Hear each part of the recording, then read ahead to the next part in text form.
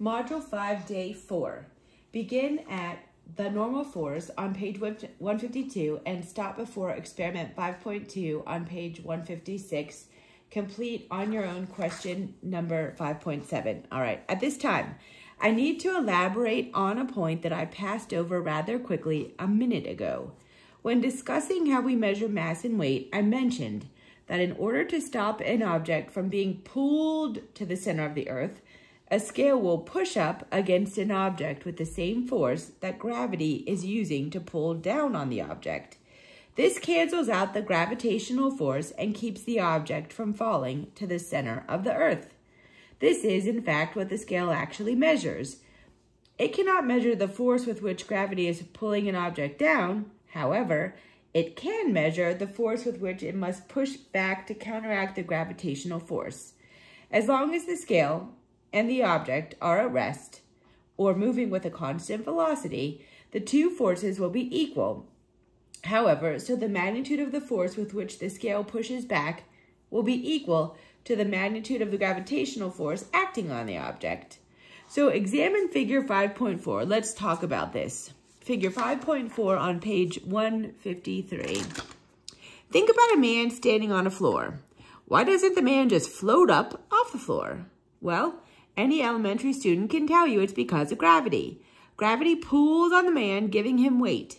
This pull from gravity keeps the man's feet firmly on the ground.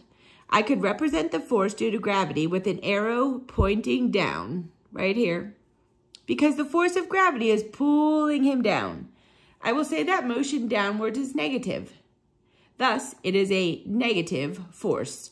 So we have the force due to gravity as negative mass times the acceleration of gravity. Now, wait a minute. Newton's second law says that when a force is applied to an object, the object accelerates. Does this mean that the man will accelerate and crash through the floor? Of course not. The reason that the man does not start accelerating through the floor is that the floor pushes back on the man. It pushes with exactly the same force that gravity is using, but it pushes in the opposite direction. Thus, it is a positive force. So here's our force due to gravity. It's a negative force. Here's our force pushing up, or a positive force due to the floor.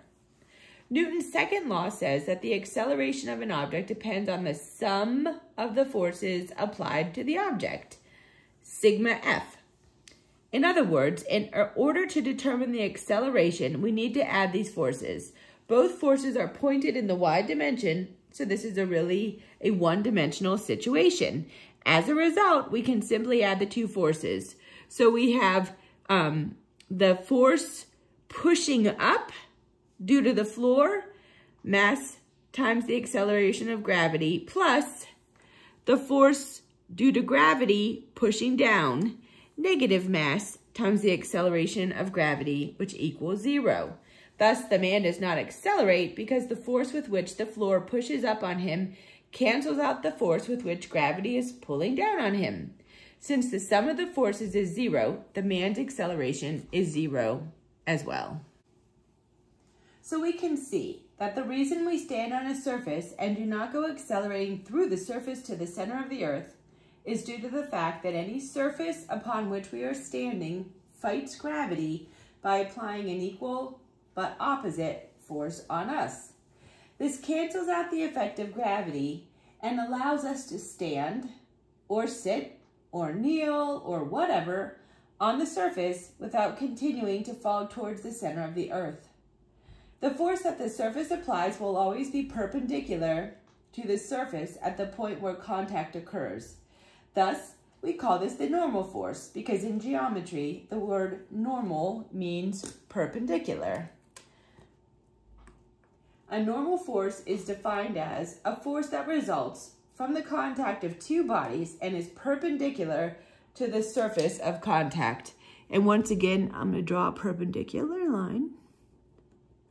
It forms two 90-degree angles, right angles. There you go. The normal force figures prominently in the upcoming discussion on friction.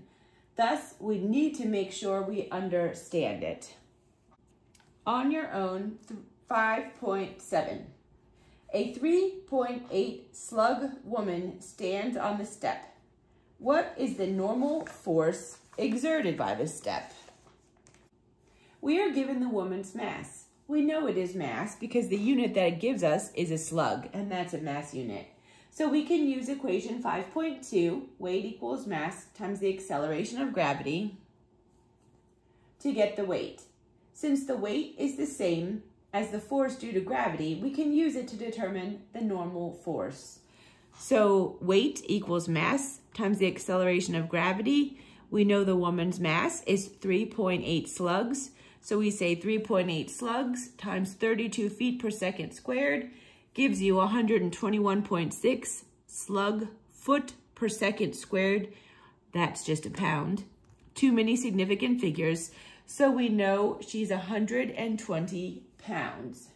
This tells us that gravity exerts 120-pound force down on the woman, causing the step to exert a normal force of 120 pounds up.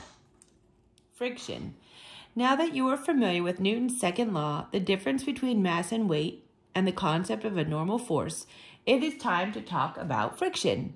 I've mentioned friction before, but always in a vague way. It's now time to really study the concept of friction so that you have a firm grasp on the subject. First, we need to know why friction exists.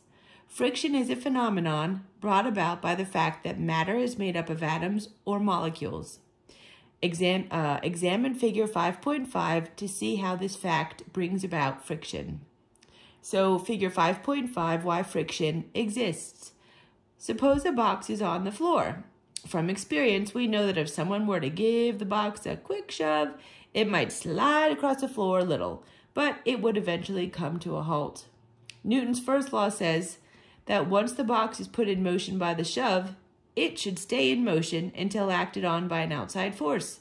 Since the box does stop sliding, we know that there must be an outside force.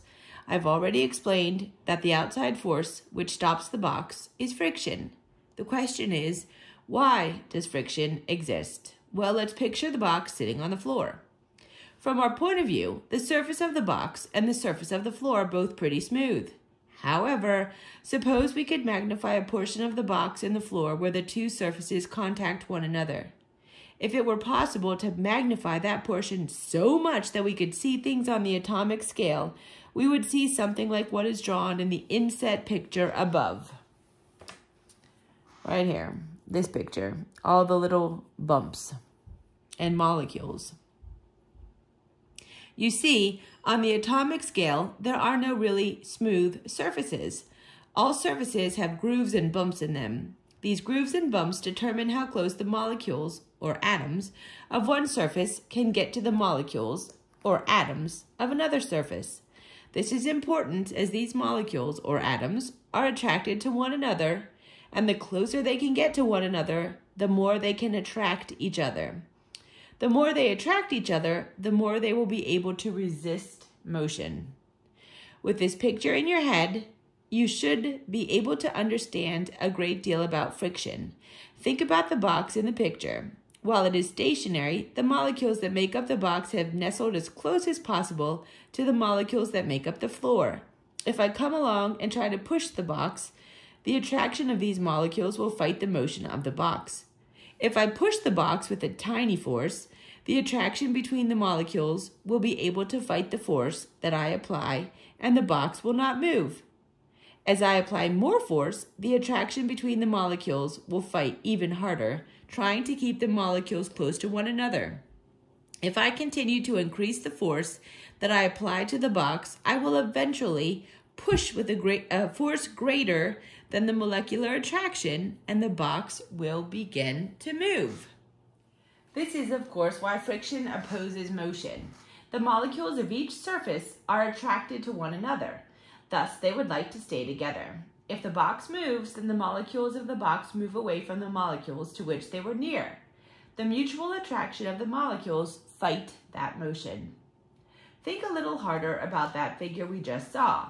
Suppose the box were sitting still on a floor. In order to get it moving at all, you would have to apply enough force to overcome the force with which the molecules of the box and the floor attract one another. Since the box has been sitting there, the bumps and the grooves have settled a little, nestling the molecules closer together.